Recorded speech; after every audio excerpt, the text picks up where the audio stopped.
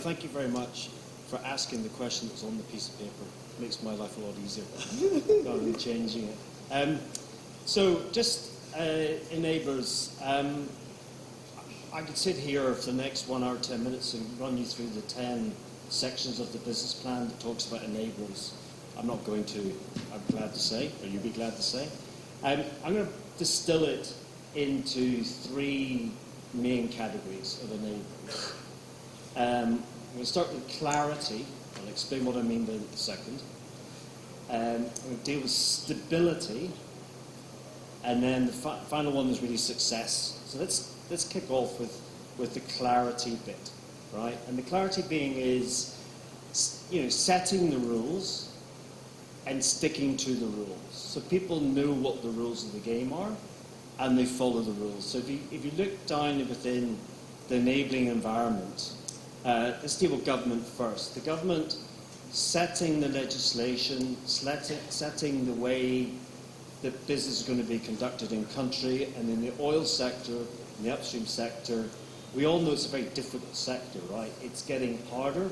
It's not like coal, but it's heading towards that direction with oil anyway, that it's fewer and fewer people are providing capital to it, but more and more need for capital in that area. So it's very important that the government realises and sets the rules. And we have a new administration, and the new administration direction is certainly what we're picking up is ease of business, foreign direct investment, enabling environment, which is all very positive. So set the rules and be very clear what those rules are. And tied to that is the regulation. So, we need a very strong regulator in country. That's very critical, not just in the oil sector, but across all sectors. And setting those regulations and abiding by it and holding everyone to account is really critical.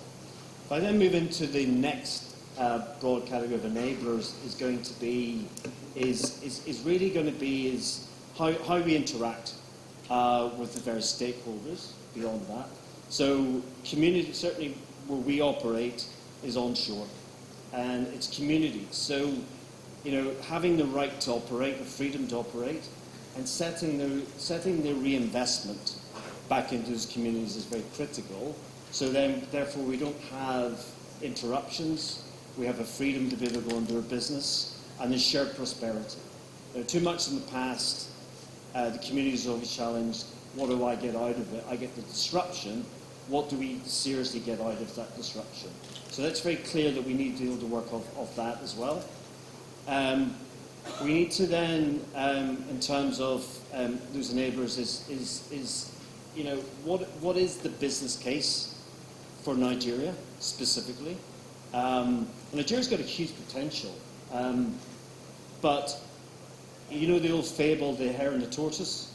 So the hare and the tortoise is obviously the hare goes first, who's running in the race, right? But then it's so far out ahead of the tortoise, forgets about the tortoise and has a sleep under the tree, and then the tortoise comes and wins the race. And I hope I'm not being kind of not the rest of Africa, but Nigeria is the hare, right? It's been, we've been producing oil for 60 plus years here. We're the big giant on the continent. We have the highest GDP. We should be the dominant one. And what we're seeing is other countries now starting to realise that you need it's an investment horizon. Capital will go to wherever it gets looked after on the planet. It's getting harder and harder in the sector. You've got to make yourself easier and easier to invest. And we can see what's happening in Angola. We can see what's happening in Namibia, Mozambique. You name it, all around the continent of Africa. Countries are waking up. They're starting to create investment horizons. Nigeria is the beast. Nigeria has so much potential, and I think what we need to do as an enabling environment is to really get after those projects. And I'll go into this in a bit more detail. So that's on the clarity. Then I'll go into stability. And stability is really all about that value chain. Is how stable that value chain is. So let's look at the upstream. We drill in the upstream, we produce in the upstream, we can't get that oil or gas to market because the value chain or the supply chain or whatever else breaks down. So we need a continuity amongst the value chain, and we also need to know where the risks are, and alignment of risks. Okay, and this is where government can really help, our government partners, which are in probably every part of that value chain, to assist the private sector and also the funders of the projects to fully understand this interdependency of risks and how the whole chain works, and it has to work as a chain. So that's stability, because any provider of capital, whether it be debt or be equity, first thing they want to do is is it first or second? First thing they want to do is they want to make money. They want to make money quickly. And I think probably more important, actually, they don't want to lose money. Okay, so if they lose money, it's a disaster to be in that scenario. If you're making a 10% return on a project and you lose that money that you put into that project, you need 10 projects of a similar return to make up the money you've lost. So you need to have that interdependency to make sure that the oil that's produced in the upstream, for instance, is going to get to market.